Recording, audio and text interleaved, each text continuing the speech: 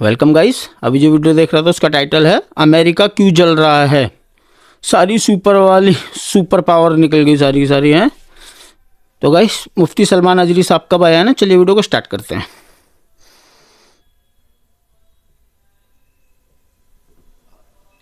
अज़ीज़ान इकराम वक़ार, अल्लाह करीम को सबसे ज़्यादा नापसंद चीज़ जिसका ज़िक्र कुरान पाक में भी है वो जुल्म है। जुल्म को अल्लाह तबारक व तआला हरगिज़ पसंद नहीं फरमाता। और जुल्म का मतलब सिर्फ किसी पर हाथ उठाना ही नहीं बल्कि कुफ्र और शिर्क भी बहुत बड़ा जुल्म है। कुरान पाक में अल्लाह ने फरमाया इन्ना शिर्क लज़ुल्मुन अज़ीम, अल्लाह के साथ किसी को शरीक ठहराना बहुत बड़ा जुल्म है। और उस जुल्म की बहुत सारी शाखें हैं जो आज हम दुनिया में देख रहे हैं। इंसान किसी न किसी जगह पर जुल्म करने का शिकार हो जाता है, जालिम बन जाता है।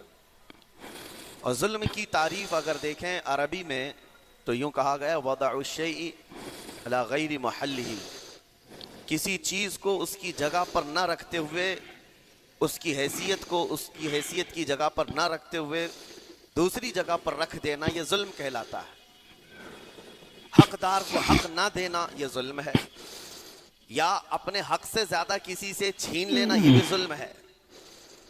और ये जुल्म की एक दो नहीं हजारों मिसालें हैं, लेकिन कुरान हर जुल्म की मजम्मत करता है। बेशक अल्लाह करीम कई जगहों पर इरशाद फरमाता है इन्नल्लाह ला युहिब्बुज़ ज़ालिमीन, अल्लाह ताला जालिमों को हरगिज पसंद नहीं फरमाता। मेरे अजीजों, गुनाह भी जुल्म है।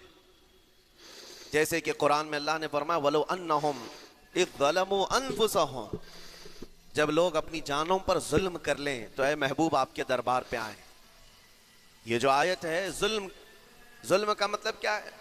इंसान जब गुनाह करता है तो वो अपने आप पर जुल्म करता है। जुल्म की बहुत सारी शाखें हैं और जालिमों को अल्लाह पसंद नहीं फरमाता, चाहे वो अपने ऊपर जुल्म किया हो या किसी निहत्ते पर जुल्म किया हो। आज दुनिया में जो हालात हम देख रहे हैं, जालिमों का जुल्म उरूज को पहुंचा हुआ है। और कुरान पाक में रब ताला ने जालिमों की निशानियां भी बयान की। ऐसा नहीं कि ये पहली मर्तबा हुआ है। अल्लाह ताला फरमाता है कम मिन क़रयतिन अहलकनाहा, कितनी बस्तियां ऐसी हैं जिनको हमने हिलाक कर दिया। रब तबारक व तआला ने उनको ख़त्म कर दिया क्योंकि वो जालिम थे। जालिमों की बस्तियां जो हिलाक हुई, कुरान पाक में 3 मिसालें आपको बताता हूँ। एक नूह अलैहिस्सलाम की उम्मत और उनकी आबादी, दूसरी हज़रत लूत अलैहिस्सलाम की कौम, तीसरी हज़रत सालेह अलैहिस्सलाम की कौम। ये तीनों कौमें ऐसी हैं, गुनाह में तो थी लेकिन गुरूर बहुत ज़्यादा था, घमंड बहुत ज़्यादा था। आज के दौर में अगर किसी के पास पेट्रोल मिसाइल हैं और बम बारूद की ताकत रखता है, न्यूक्लियर पावर है, तो वो ये समझता है मुझे कोई शिकस्त नहीं दे सकता। यह हर दौर में जालिमों का ख्वाब रहा है। हर दौर में जालिम इसी तरह की फिक्र रखते हैं। नूह अलैहिस्सलाम की कौम बहुत मजबूत कौम समझी जाती थी। अल्लाह ताला ने अपने नबी को जब हुक्म फरमाया कि आप एक कश्ती बनाएं बहुत बड़ी, तो वो आपका मजाक उड़ाते थे। यहाँ दूर दराज कहीं न नदी है, न नाला है, न समंदर है, कश्ती किस में चलाओगे? अल्लाह के नबी को पता था कि अजाब आने वाला है। और अपने ईमान वालों को आप डरा भी रहे थे, लेकिन कुफ्फार और मुशरिकीन गुरूर और तकब्बुर में ऐसे थे, यहाँ तक कि नूह अलैहिस्सलाम ने अपने बेटे को बुलाकर कहा, जो काफिर था, कहा मेरे साथ आ जा, या बुनय्या अर्कम माना वला तकुम मअल काफिरीन, बेटा हमारे साथ आ जा, काफिरों के साथ मत जा। उसने क्या कहा? क़ाल सआवी इलल जबल यअसिमुनी मिनल मा, मैं तो पहाड़ की ऊंची चोटी पर चला जाऊंगा, पहाड़ की चोटी पे चले कुछ नहीं कर सकेगा। ये उस वक्त जालिमों का ख्याल था, गुमान था। फिर अल्लाह ताला कुरान पाक में फरमाता है वो फज्जरनल अर्द उयूना, हमने जमीनों के सारे चश्मे फाड़ दिए, हर जगह से पानी के सोते निकले। और फिर आसमान के सारे दरवाजे खोल दिए, फफतहना अबवाब अस्समाइ बिमाइ मुनहमिर, अल्लाह फरमाता है आसमान के सारे दरवाजे पानी के खोल दिए, आसमानों से पानी और जमीनों से पानी। फलतकल माउ अला अम्रिन कद कुदिर, سورہ قمر کی آیتیں ہیں. رب تعالیٰ فرماتا ہے پانی اتنا بڑھ گیا کہ جو رب تبارک و تعالیٰ کی طے کی ہوئی معینہ نشانی تھی وہاں تک جا کر پانی مل گیا. روئے زمین پر کوئی باقی نہ رہا سوائے حضرت نوح علیہ السلام کی کشتی کی. کوئی نہیں باقی رہا. جب یہ پانی پھیل گیا کیا پہاڑوں کی چوٹیاں کیا محلوں کی اونچائیاں سب غرق ہو گئے. اور وہ جبابرہ وہ قوت کے بادشاہ جو کہتے تھے ہمارا کوئی کچھ نہیں بگاڑ سکے گا, پانی میں سڑ گیا. صرف پانی اللہ تعالیٰ بھیج دے تو انسان اسے روک نہیں سکتا. عذاب الہی کو کیسے روک سکے گا. دوسری گھمنڈی قوم غرور میں مبتلا قوم تھی حضرت لوط علیہ السلام کی قوم جو بدکاریوں میں ملوث تھے. اللہ کا جب عذاب آیا تو قرآن پاک میں رب تعالیٰ فرماتا ہے وَأَمْطَرْنَا عَلَيْهِمْ حِجَارَةً مِّن سِجِّيلٍ, نوکیلے پتھروں کی ہم نے ان پر بارش کی. فَجَعَلْنَا عَالِيَهَا سَافِلَهَا, ان کی اونچائیوں کو اٹھا کر کے نیچے پلٹ دیا گیا. زمین کو فرشتوں نے اوپر تک اٹھایا اور اس کے بعد پلٹ دیا. یہ پوری بستی غرق ہو گئی, ختم ہو گئی. یہ بستی بھی وہی تھی جس کو حضرت لوط علیہ السلام بار بار تنبیہ کرتے تھے کہ ظلم سے بچو, ظلم سے بچو. ظلم اللہ کے عذاب کو دعوت دیتا ہے, لیکن وہ مذاق اڑاتے تھے. اور جب ہلاک و برباد ہو گئے, ختم ہو گئے, ان کی نشانیاں بھی باقی نہیں رہی. وہ پتھروں کی بارشیں کہاں ہوئی تھی واللہ عالم. لیکن میرے عزیزو, ہم نے دیکھا ہے جہاں یہ قوم آباد تھی اس علاقے کو آج بتایا جاتا ہے وہ جارڈن کا علاقہ تھا, بحر مردار, جہاں پر آج باقی ہے ڈیڈ سی. میں خود سفر پر دیکھا جارڈن کی ایک سرزمین پر گاڑی چلتی جا رہی ہے اور کالے کالے پتھر جہاں تک نظر کرو صرف پتھر ہی پتھر ہیں, بہت نوکیلے. ایسے پتھر میں نے دنیا میں دوسری جگہوں پر نہیں دیکھا. آج بھی اسی طرح سے باقی تقریباً 100 کلومیٹر 150 کلومیٹر تک صرف پتھر ہی ہے. بیچ میں صرف ایک روڈ جاتا ہے, اس کے بعد نہ کوئی درخت دکھتا ہے, نہ کوئی عمارت ہے, نہ کوئی پہاڑ ہے, صرف پتھر, پتھروں کا صحرا ہے. آج کی اس صدی میں دیکھ کر کے ان پتھروں کو ہیبت طاری ہو جاتی ہے. جس وقت وہ برسے ہوں گے ان کی حالت کیا ہوگی. اور میں یہ نہیں کہتا بالضبط کہ یہ وہی پتھر ہیں جو برسے تھے, واللہ عالم. لیکن میرے عزیزو نشانیاں آج بھی عذاب الہی کی موجود ہیں. تیسری قوم تھی قوم شعیب اور قوم صالح علیہ السلام. یہ دونوں قوموں کے بارے میں ذکر کرتا ہوں. حضرت شعیب علیہ السلام کی قوم صرف ناپ تول میں کمی کر دی اور کفر و شرک بھی کرتے. شعیب علیہ السلام ان کو روکتے تو وہ ان کا بھی مذاق اڑاتے. اور جب عذاب الہی کے آنے کی بات کیا تو جانتے ہیں کیا کہا انہوں نے؟ یہ وہ قوم تھی جو پتھروں کو تراش کر کے گھر بنا لیتے تھے. یعنی پورے کے پورے پہاڑ کو, پتھروں کا جو پہاڑ ہوتا ہے اس کو تراشتے تھے, اور ایک آدمی کا ایک گھر ایک پہاڑ. آج کے دور میں ساری بلڈوزر مل کر کے نہیں کر پائیں, مشینیں مل کر نہ کر پائیں. وہ اس وقت کے لوگ بھاری بھرکم تھے, جسامت والے تھے, طاقت والے تھے. جب وہ اپنے رہنے کے لیے ایک پہاڑ کو تراش سکتے تھے, 4000 سال پہلے کی بات کر رہا ہوں, اس وقت میرے خیال سے وہ اپنے زمانے کے سب سے بڑے ماڈرن لوگ یا ترقی یافتہ لوگ کہلاتے ہوں گے, سب سے زیادہ ترقی یافتہ کہلاتے ہوں گے. جیسے آج لوگوں کو لگتا ہے رشیا اور امریکہ بہت پہنچے ہوئے ہیں ٹیکنالوجی میں, اس دور کے وہ لوگ سب سے بڑی طاقت کے رکھنے والے تھے. جب حضرت شعیب علیہ السلام نے ان کو اللہ کے عذاب سے ڈرایا تو کیا کہتے تھے؟ عذاب وہی نا جو نوح علیہ السلام کی قوم میں آیا تھا, بارش آ گئی تھی, زمین سے پانی نکل گیا تھا تو پانی بہت ہو گیا تھا. یا پھر وہ جو لوط علیہ السلام کی قوم پر آیا, پتھروں کی بارش, یا پھر ہواؤں کا عذاب. اگر یہ تینوں بھی آئیں تب بھی ہمارے ان پہاڑوں کے گھروں کو نقصان نہیں کر سکیں گے. اچھا جی, ان کا اتنا غرور تھا. اگر پانی بھی آ جائے سمندروں کا, یا ہوا بھی تیز چلے, یا پتھروں کی بارش ہو, ہم تو بہت محفوظ قلعوں میں ہیں. اندازہ کرو میرے عزیزو, 3000 4000 سال کے بعد آج تک مدائن صالح اور الاولا سٹی نام سے سعودی میں موجود ہے, ابھی تک وہ گھر موجود ہیں. تو اس زمانے میں کتنے مضبوط رہے ہوں گے پتہ نہیں. 3000 سالوں میں کتنے طوفان آئے, کتنے سیلاب آئے, لیکن ابھی تک وہ پہاڑوں کے گھر موجود ہیں. تو اس زمانے میں کتنے طاقتور ہوں گے. ان کا نشہ آسمان پر تھا, غرور چڑھ کر کے بول رہا تھا. کہتے تھے کہ اگر اس طرح کے عذابات آ بھی گئے تو ہمارا کچھ نقصان نہیں ہوگا. کون سا؟ نوح علیہ السلام کی قوم کا عذاب آ جائے, لوط علیہ السلام کی قوم کا عذاب آ جائے, یا پھر شعیب علیہ السلام کی قوم کا عذاب آ جائے, یہ صالح علیہ السلام کی قوم کی بات کر رہا ہوں. تو پھر ہوا کیا؟ اللہ کے نبیوں نے انہیں ڈرایا اللہ کے عذاب سے, باز آ جاؤ, اللہ وحدہ لا شریک کی طرف جھک جاؤ. وہ اکڑ تھی, غرور تھا کہ نبیوں کا مذاق کرتے.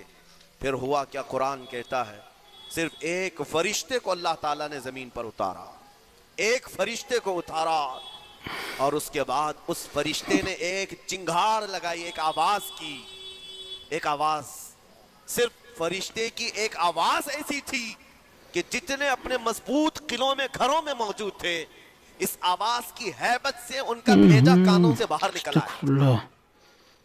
اور صبح کے وقت جب اس بستی میں جا کر کے دیکھیں تو سب کے سب اوندھے منہ گرے ہوئے تھے, ایک بھی اس میں سے بچا ہوا نہیں تھا. نہ نوح علیہ السلام کا طوفان آیا, نہ لوط علیہ السلام کی قوم پر برسنے والے پتھروں کا عذاب آیا, نہ ہی ہوائیں چلائی گئیں. ایک فرشتے کو بھیج کر رب تعالیٰ نے اپنی قدرت کا مظاہرہ فرمایا. اللہ کے کروڑوں اربوں لا تعداد فرشتے ہیں, ایک فرشتے کی طاقت ایسی ہے کہ اگر وہ اپنی آواز نکالے تو تمہارے کانوں سے بھیجا باہر نکل آئے. اللہ وحدہ لا شریک, وہ حی و قیوم کل بھی تھا اور آج بھی ہے. وہ رب ذوالجلال حی و قیوم ہے, طاقتور ہے اور ہمیشہ رہے گا. اور رب تبارک و تعالیٰ نے قرآن پاک میں فرمایا, آپ یہ آیت تقریباً 3 جگہ قرآن میں آئی, وَإِذْ نَجَّيْنَاكُمْ مِنْ آلِ فِرْعَوْنَ يَسُومُونَكُمْ سُوءَ الْعَذَابِ يُذَبِّحُونَ أَبْنَاءَكُمْ وَيَسْتَحْيُونَ نِسَاءَكُمْ وَفِي ذَلِكُمْ بَلَاءٌ مِّن رَبِّكُمْ عَظِيمٌ. رب تعالیٰ فرماتا یاد کرو فرعونیوں کے عذاب سے اللہ نے تم کو نجات دی. یہ بنی اسرائیل کو کہا جا رہا ہے کہ فرعونیوں کے عذاب سے, کہ فرعون اور اس کے لشکری اس قدر سخت سزائیں دیتے تھے موسیٰ علیہ السلام کی قوم پر, ایمان والوں پر, بنی اسرائیل پر. اللہ فرماتا ان سے نجات دیا رب تعالیٰ نے, لیکن وہ کرتے کیا تھے؟ بنی اسرائیل میں ایک بھی بچہ پیدا ہو جائے اسے ذبح کر دے. فرعون کے لشکریوں نے ایک سال میں 12,000 بچوں کو قتل کیا, 12,000 بچوں کو ذبح کر دیا ہے. آج کے اسرائیلی اگر یہ بچوں پر ظلم کرتے ہیں تو یہ تعجب کی بات نہیں ہے. فرعون کی سرشت میں داخل تھا اور یہ فرعونی ہے, وقت کے جبابرہ ہیں, وقت کے ظالم ہیں. 12,000 بچوں کو قتل کر دیا تھا فرعون اور اس کے لشکریوں نے, اور عورتوں کو زندہ چھوڑ دیتے تھے. قرآن میں اللہ تعالیٰ نے فرمایا 3 جگہ آئی آیت, لیکن اس کے ساتھ رب تعالیٰ یہ بھی فرماتا ہے یہ سخت ترین سزائیں دیتے تھے فرعونی, اللہ نے ان سے تم کو نجات دیا. لیکن یہ سزائیں کیوں دیتے تھے, یہ عذاب کیوں تھا؟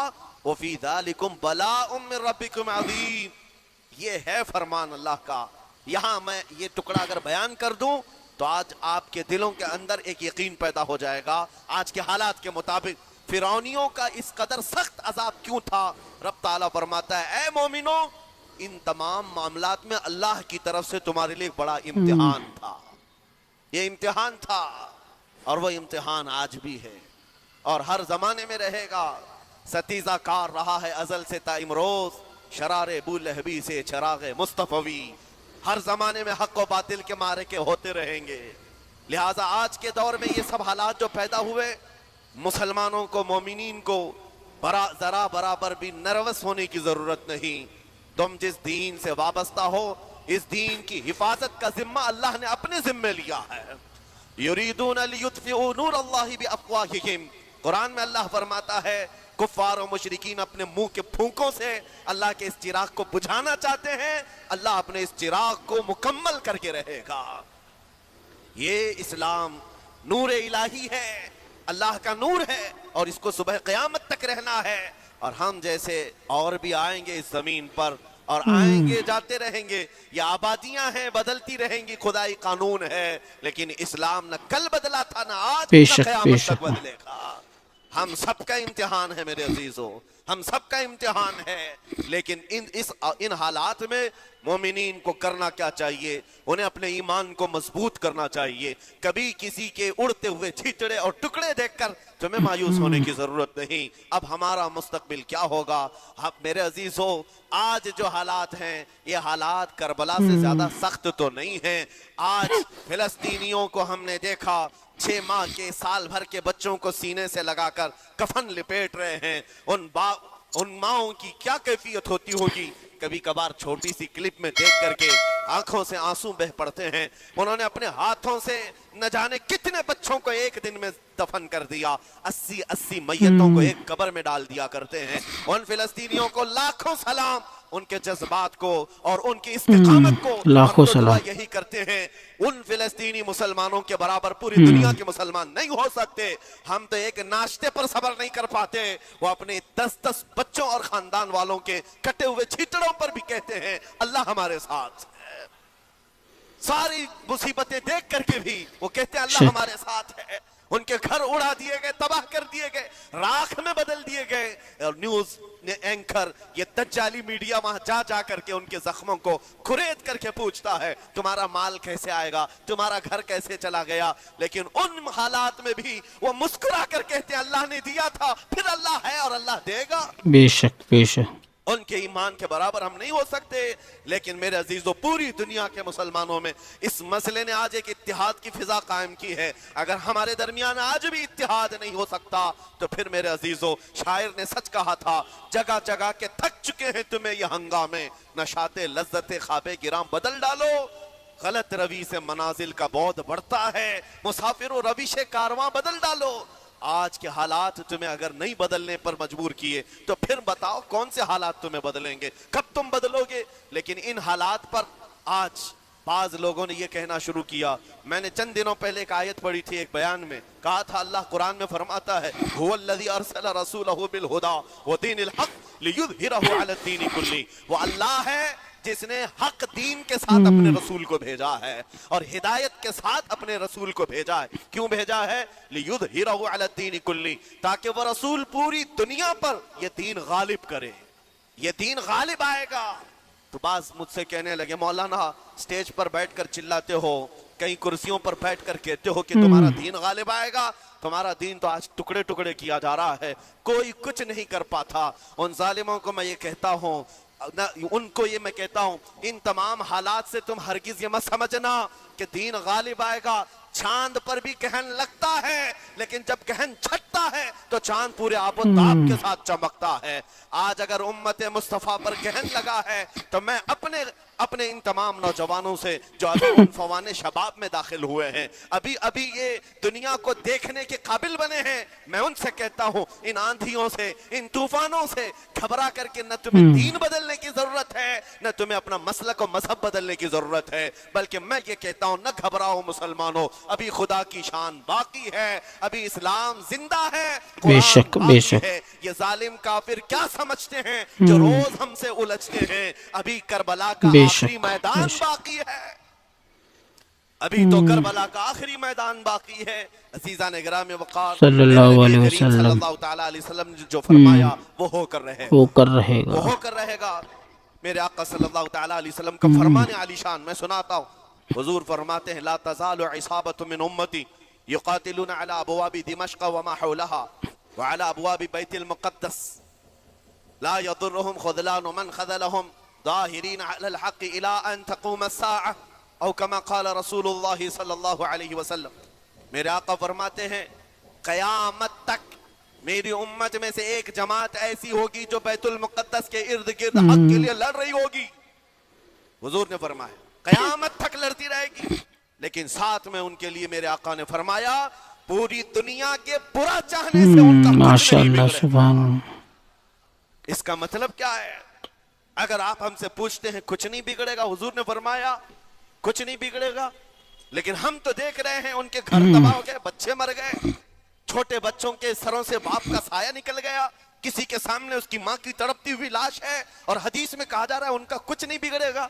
سب تو بگڑ گیا، مال بھی گیا، دکان بھی گئی، تجارت بھی گیا، گھر بھی گئے، اولاد بھی، رشتہ دار بھی، اور حدیث میں کہا جا رہا ہے کچھ نہیں بگڑے گا. मेरे अजीजों याद रखो, मेरे आका का फरमान हक है, कुछ नहीं बिगड़ेगा का मतलब क्या है? ये तमाम असबाब जाने का मतलब ये नहीं है कि बिगड़ गया, बिगड़ा तो उसका है जिसका ईमान बिगड़ गया। ईमान जिसका गया उसका सब बिगड़ गया।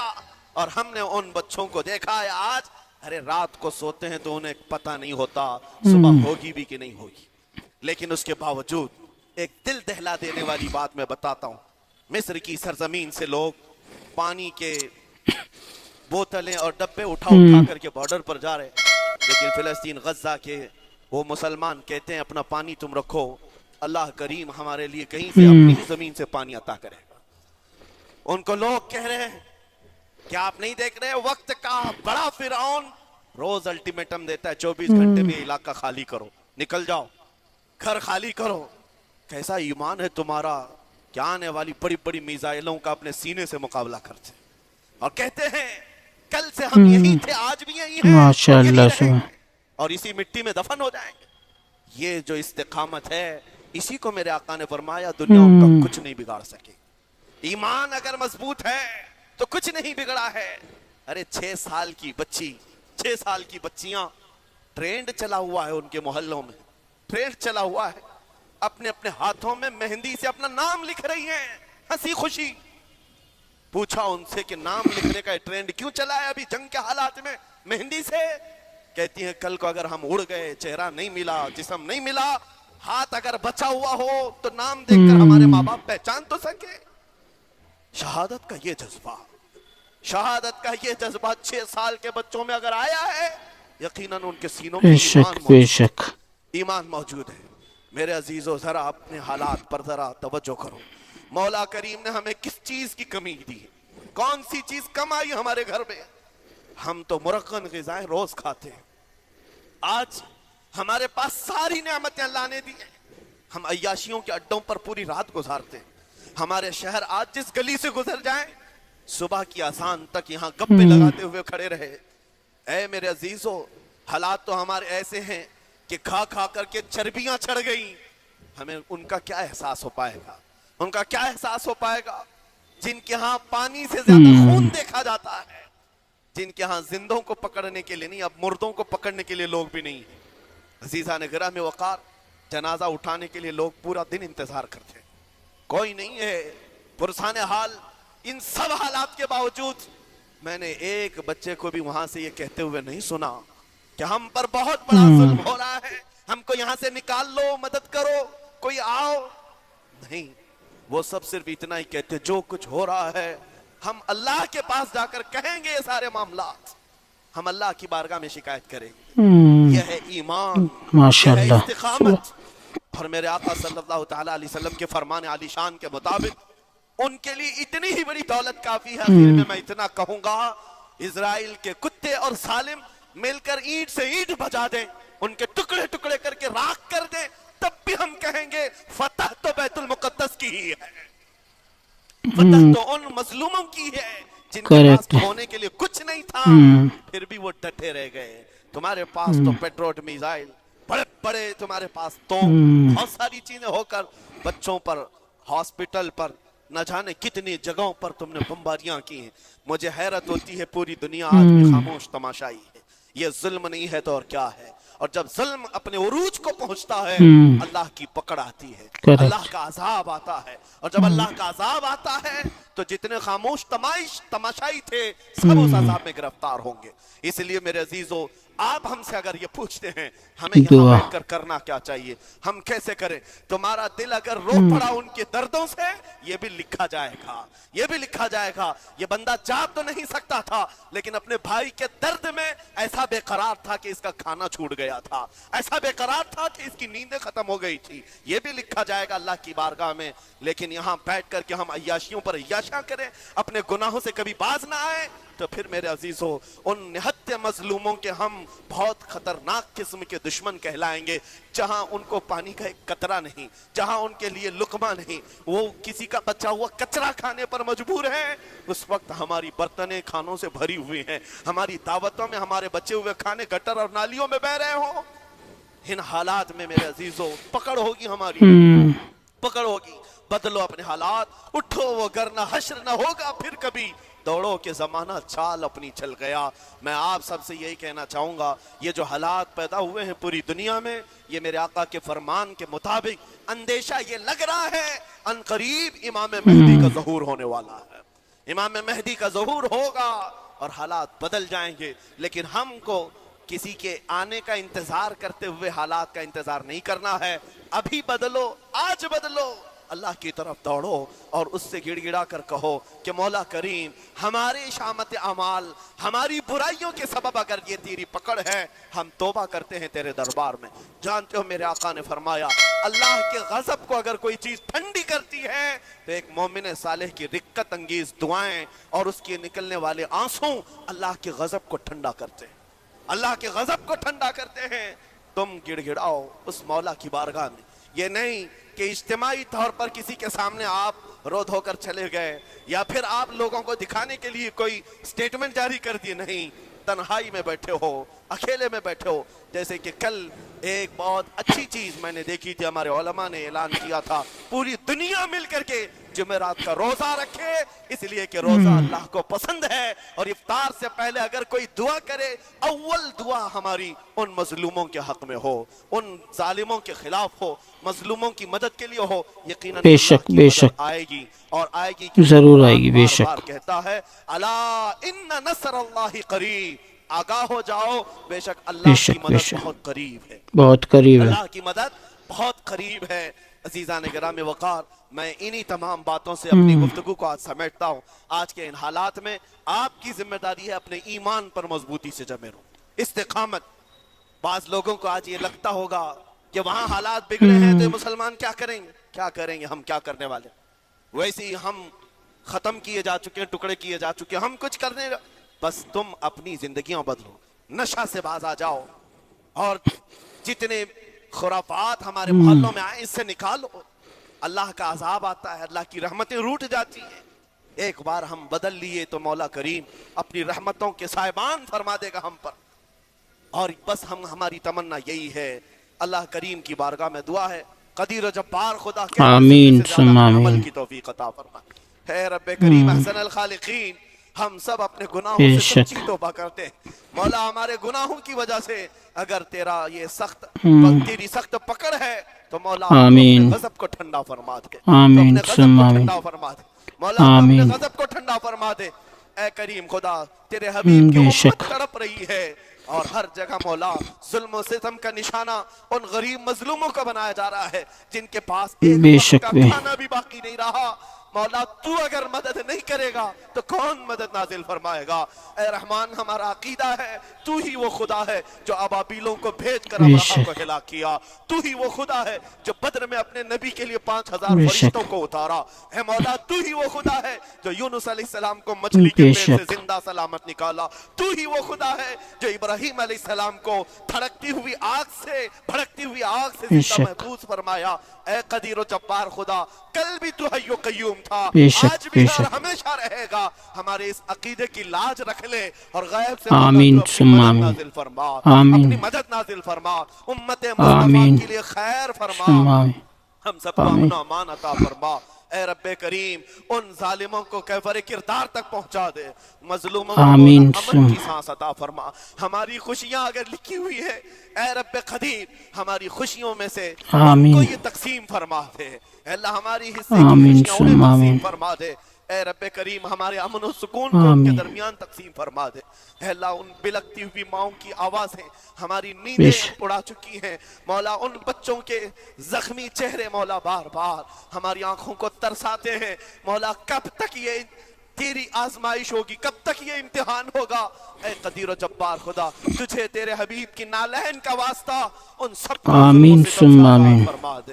اے ظلم و ستم سے آزاد فرما, امن و امان عطا فرما, خیر و سلامتی عطا فرما.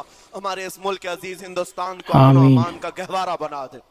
اے اللہ, ہم سب کو محبت و آشتی کا پیغام اور الفت و محبت کے ساتھ جینے کی توفیق عطا فرما. مولا, ہماری دعاؤں کو حضور کے صدقے قبول فرما. غائز مطلب لگ بھگ 15-16 مہینے سے جینوسائیڈ چل رہا ہے غازہ فلسطین میں, اور لگ بھگ سمتنگ 45-46 ہزار لوگ مر چکے ہیں.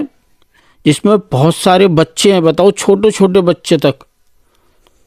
16 مہینے ہو چکے ہیں اس کو جینوسائڈ کو ہوتے ہوتے. ویسے بتانے میں 45-46 ہیں, میں تو کہوں اور زیادہ ہی ہوں گے, 50,000 سے بھی اوپر ہو چکیں گے. جو نیوز میں دکھا رہے ہیں اس میں دکھا رہے ہیں 46,000 دکھا رہے ہیں. بتاؤ 46,000 لوگ انتقال, مطلب ان کا جینوسائڈ کر چکا ہے اسرائیل. بتاؤ, بچیاں مہندیاں لگا رہی ہیں اپنے ہاتھوں پر. کس وجہ سے؟ کہ اگر کوئی بم آئے, کچھ ہو تو ہمارے چھچڑے مطلب ڈیتھ ہو جائے تو باڈی کے پارٹس نہ ملے تو ہاتھ پہ نام دیکھ لیں کہ ہاں یہ ہے ہمارا بچہ. بتاؤ یار, ہمت دیکھو ان کا, بچوں کا. میرا اللہ رحم کر, بس ختم کر وہ سب. ویسے سننے میں تو آ رہا ہے سیز فائر ہو جائے گا کل سے 19 تاریخ سے, جو بھی ہے اللہ رحم کرے. سو گائس, یہی تھا آج کا ویڈیو. امید ہے آپ کو ویڈیو انفارمیٹیو لگا ہوگا, پسند آئے گا. ہمارے چینل کو سبسکرائب کر دینا, اوریجنل ویڈیو کا لنک ڈسکرپشن سے لے لینا. اللہ حافظ.